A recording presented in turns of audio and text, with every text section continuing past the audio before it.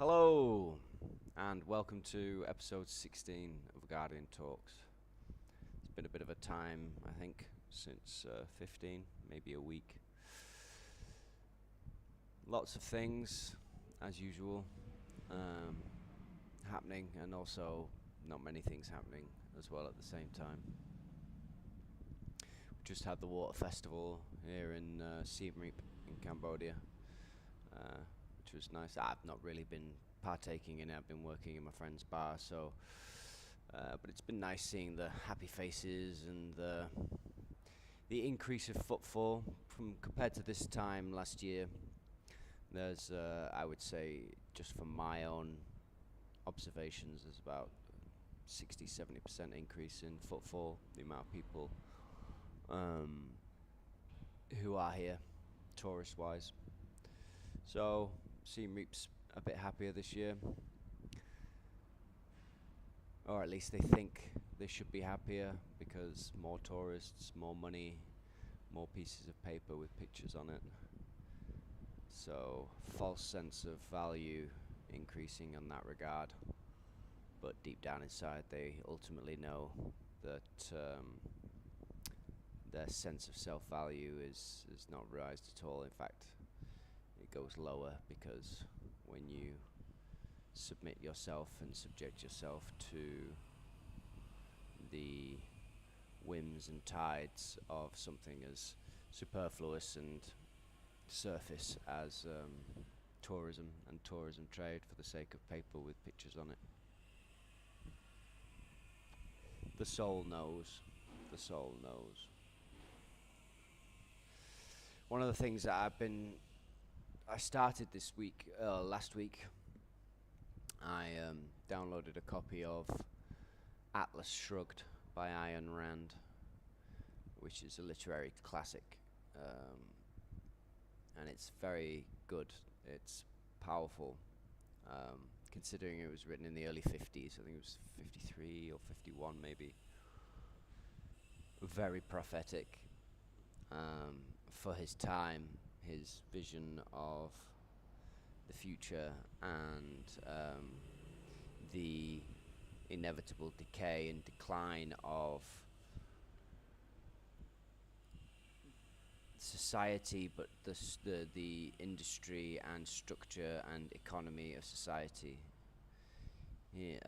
Even though he doesn't use the words, the term specifically, because it was before his time, he's alluding towards virtue signaling. Virtue signaling more in terms of from an industrial, corporate angle, and how the veneer of virtue and morality is essentially used to justify the hamstringing and crippling of those individuals who are actually producing value, actually producing full stop, and casting aspersions and blame onto those people as being evil, self-serving, greedy, money grubbing, whereas in fact those who produce nothing, merely create pieces of paper in the form of legislation and directives, extol the virtues of the moral good and the social good, and without ever producing anything of actual value, without contributing anything that can be useful or used or actually improve people's lives. They instead cast the blame towards and cast aspersions towards those industrialists who actually are using their intellect and their hard work and their ambition to produce things, to actually produce things that can be used and will actually improve people's lives. And so the whole thing is reversed. And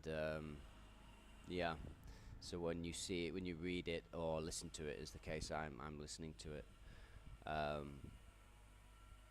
It's prophetic in many ways. Obviously, there are many aspects of society that Ayn Rand would have been unable to foresee and perceive, but it's extremely well written and it's well worth a read or a listen. Obviously held within the context of the time, but for all of that, um, clearly a man who was way ahead of his time in thinking, and clearly a genius. Um, so that's a recommendation for anybody watching this. And one thing listening to it has really driven home to me is that we do and we are living in the collapse and decay of an old system and an old way of doing things. Atlas has already shrugged, as far as I can see, or he's about to. And what that means for our world, for the reality that we experience, is going to be, for those of us who are in the know, is going to be the trigger point that allows us to slide into the new world, that allows the inception of GPMS and true value, true intrinsic value, that which is held by the human soul, and the commitment of that human soul to do no harm in all things that they do.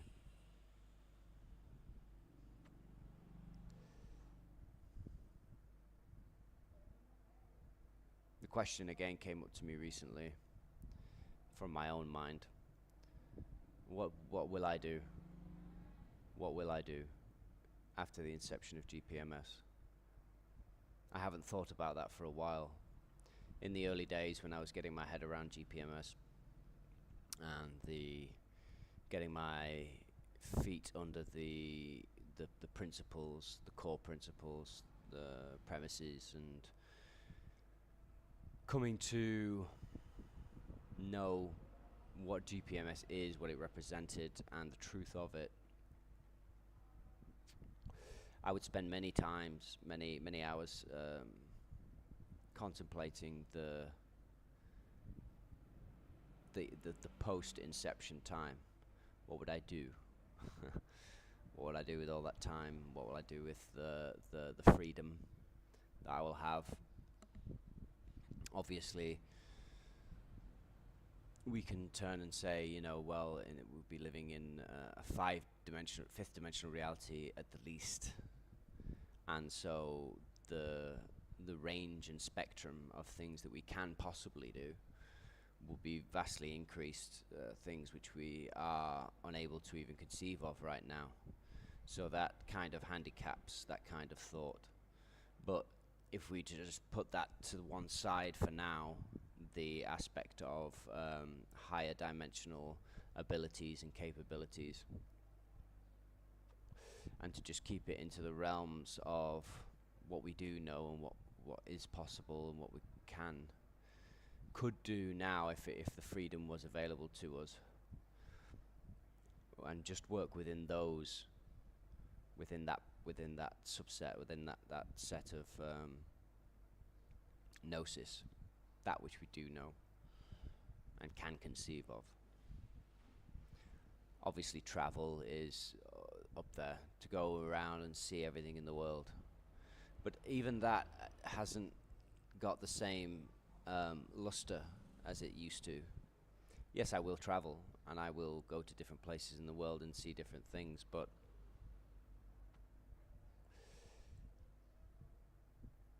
what will I do? What will I contribute? What will I produce? What do I want to contribute? What do I want to produce?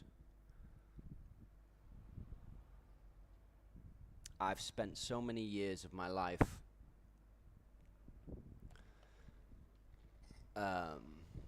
in a state of injustice, sense of injustice, attempting to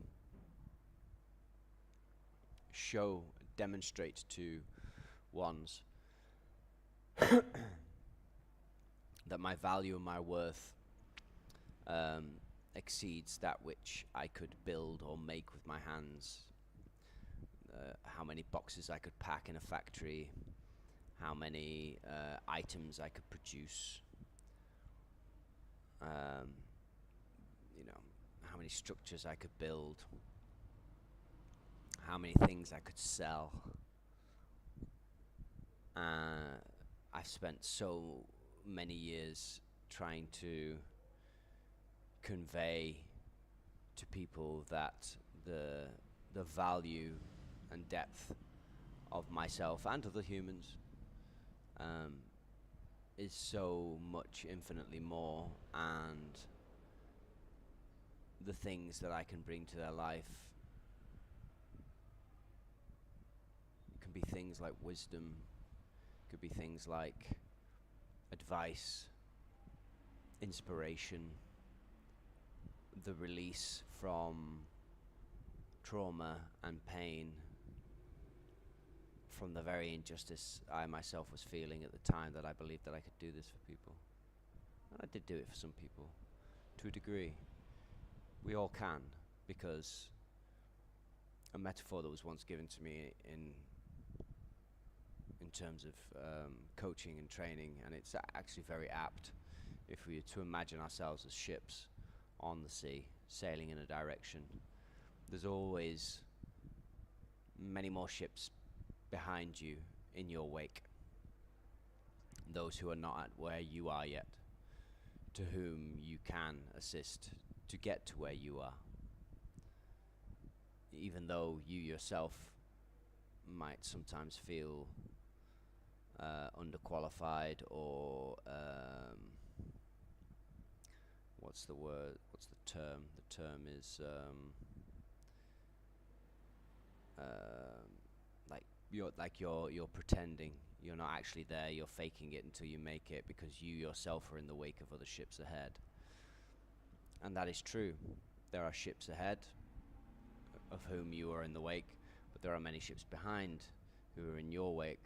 And you can always turn to those behind and assist those to be where you are, as you seek to be where those ahead of you are in your own personal growth and journey. And but then, of course, I arrived to the point where I realized that actually all I was really doing in that anxiety and that stress and that despair, quiet despair, was sitting in injustice and casting blame to the other being, the other thing, excuses, reasons and justifications as to why I was not receiving what was just for me, what was due to me, and doing everything I could to deny and to deflect the knowing and the understanding that ultimately the hand that is always upon the tiller of my ship is my hand. It should be my hand, but it is also always my hand, even if I think it is not, or I thought that it was not. I am the cause of my own effects, and the effects that are seemingly thrust upon me will ultimately trace their origin point to me as the cause. And you can't get away from that. One of my favorite sayings, I say it a lot to people, and in these days, as each day goes by, it seems to be more and more apt. I seem to be using it a lot recently because it seems to be something that needs to be heard more and more. And it's a quote from a samurai warrior philosopher called Miyamoto Musashi. And he said, "The truth is not what you wish it to be. The truth is the truth. And you must bend to its power, or be forced to live a lie. Simple. But it's a hard one, probably one of the hardest ones.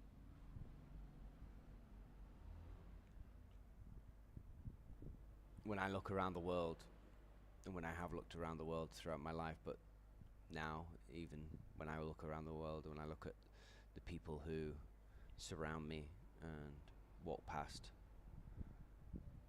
I see a sea of people who are, in essence, living a lie,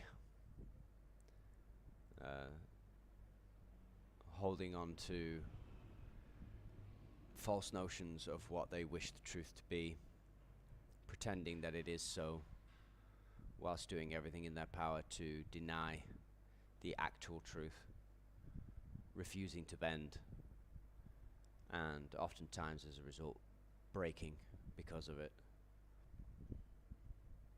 My mother used to always say, growing up, I used to always hear her say to people, "Oh, I hate liars. There's one thing I hate more than anything else, it's a liar." She said it a lot. But the irony is that she, just as much as anybody else, was living a day-to-day lie. I too dislike liars. I used to be one, which is why I dislike them even more. But the worst kind of lie and the worst kind of liar is the liar that lies to themselves. And it's the easiest lie to make. It's the easiest kind of lying to fall into.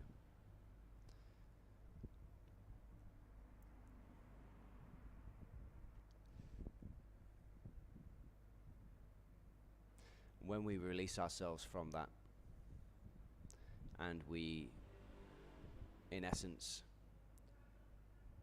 contract with ourselves on some level, go into agreement on ourselves at some level that we will never lie, or at least never willingly or knowingly lie, and always seek to correct any mistruth that we discover that we happen to be holding immediately, that we acknowledge it, we accept it, we atone for it, make the alterations required, and then we move on in forgiveness of ourselves. When we decide to do these things, how do I describe it? Freedom, lightness,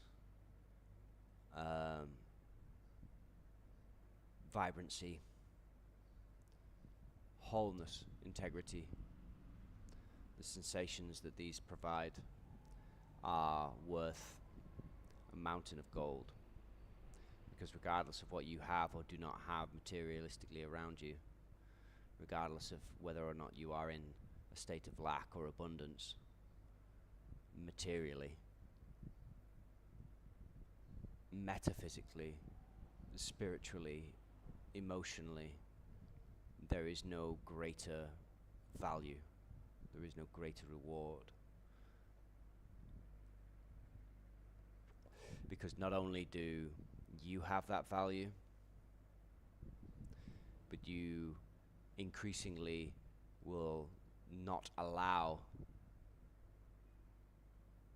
the lack of that value to occur in others and other things around you. The tolerance of that value being absent from the people and things around you reduces to zero. And coupled with a rise in empathetic compassion, the boundaries you then set, the times you are able to say no, what you speak of is not truth. In fact, you are lying to yourself. And because you're lying to yourself, you are lying to others. And I will not permit myself to be lied to by somebody who is lying to themselves. Not for love, not for money. Neither love nor money. because unconditional love is essentially worthless without wise application, and justifies and excuses that which is not true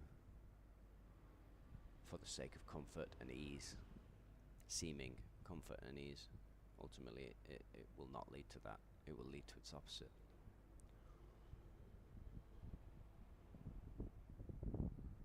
And money is worthless in the face of a life lived in denial, in the face of a life spent avoiding true truth.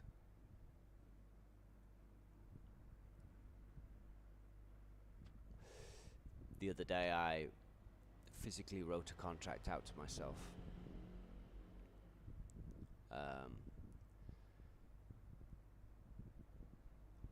I consulted with a brother on this because it was an unusual moment, because I know on some level, most levels, I don't need to write out an agreement, a physical agreement or contract with myself, with the universe. The agreement was between myself and the universe, and within that contract I stated that I fully recognize that I am the universe on many multidimensional levels, and with only the appearance of being an individual separate from the whole. However, I contracted to myself for the full release of all abundance, level and equal to that value which I know myself to be, which is infinite, my soul, my essence, my being. And in exchange for that, I recognize that I am a living God upon the earth, equal to all others, but no less a God. And therefore I will conduct myself as such in my thoughts, my words, and my actions to the best of my ability and capacity in every moment, as a condition of the access and release of full abundance to myself. And since that moment I wrote that down, I had the overwhelming feeling to actually write that physical contract. I did. I wrote it down. I put it in my wallet. It's there now. Things did shift in me. Something shifted in me. Solidified, changed, and things did start becoming more effortless and started to flow more around me. Fancy that.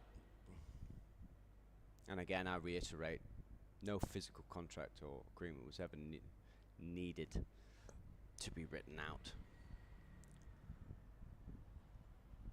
But the urge came from over me. I will assume that it came from my higher self or a higher force, because there was something in me still that required an act of physicality to cement and finalize something within myself that would allow me to fully step into the other, where I genuinely would not need anything physical in that form. Again, that would be the last, the final. And all material things then that happened and came to me, happened around me and came to me, would just be a consequence or side effect of all of those things which I do in honor of that agreement, conducting myself as a God upon the earth in my word, my thoughts, and my deeds. And it seems to have moved and shifted. I started praying recently as well. Praying, for whatever that means to whoever's listening. I downloaded a prayer app, and because Father has spoken to me in the past, and it was amazing when he did, and it came at a time that I really, really required it divinely, obviously, otherwise he wouldn't have done it. But I hadn't really heard much since. Not directly. I had urges, like the urge to write the contract, things, compulsions that which I couldn't deny and I had to act upon, but not really words since again. Not a conversation with Father. But I started. I downloaded this app and I started. It only requires 10 minutes a day to just sit and go through. And what he said to me today was, it's soon. The app that I used came up with a gospel reading, Mark 13:24-32, and it says, "But in those days after that tribulation, the sun shall be darkened, and the moon shall not give her light, and the stars of heaven shall fall, and the powers that are in heaven shall be shaken. And then they see the Son of Man coming in the clouds with great power and glory. And then shall he send his angels, and shall gather together his elect from the four winds, from the uttermost part of the earth to the uttermost part of heaven.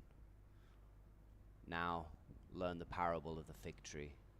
When her branch is yet tender, and putteth forth leaves, ye know that summer is near. So ye, in like manner, when ye shall see these things come to pass, know that it is nigh, even at the doors. Verily I say unto you, that this generation shall not pass till all these things be done. Heaven and earth shall pass away, but my words shall not pass away. But of that day and that hour knoweth no man, no, not the angels which are in heaven, neither the Son, but the Father."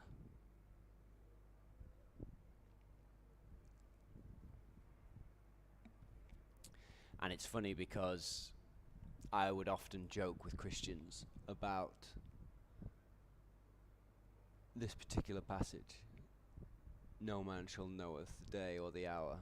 And I would joke, well, can we at least have the week?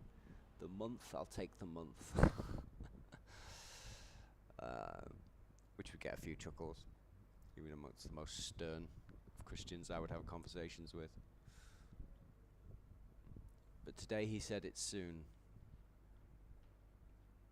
for what that means and what it's worth. And in reply, all I could say was, thank you. That's great news. If I happen to be one of the elect, I stand ready to be collected, ready to fulfill whatever it is required of me to fulfill.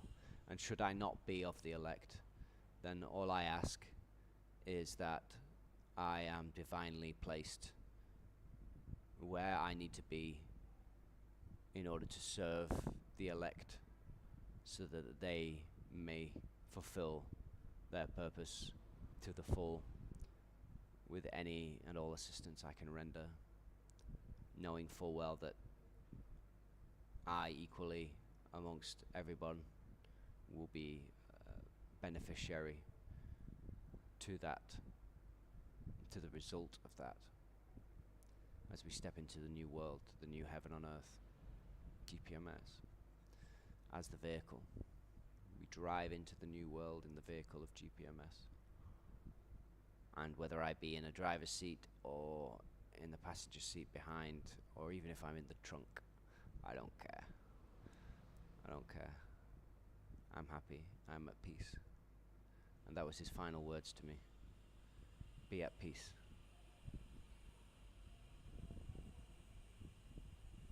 And I am. I really am. At peace. And for that I am grateful. I am grateful to Father, and I am grateful to myself. I'm grateful to Father for his hand in moving things that I could step forward and have the courage to allow myself to have peace and be at peace. Because ultimately, all Father could do was prepare the way. I had to be the one to choose to walk that way, to step into it and allow it, and to be it and become it. And so I have to be grateful to myself. I have to acknowledge that and forgive my trespasses in the stumbling up until that point where I was able to find my feet and walk straight and tall, not with pride, but with true humility, which lends strength to the knowing of what you are, what I am, which then allows me to be it. And in the being of it, I find peace.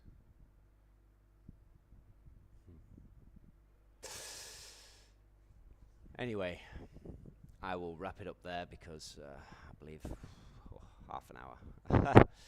I've gone somewhat over my usual time. For those who have watched and listened to this point, thank you very much. Thank you kindly. I'm always grateful. And I look forward to speaking to you again in the near future. As always, love, light, much gratitude, and watch this space. Goodbye, beautiful brothers and sisters.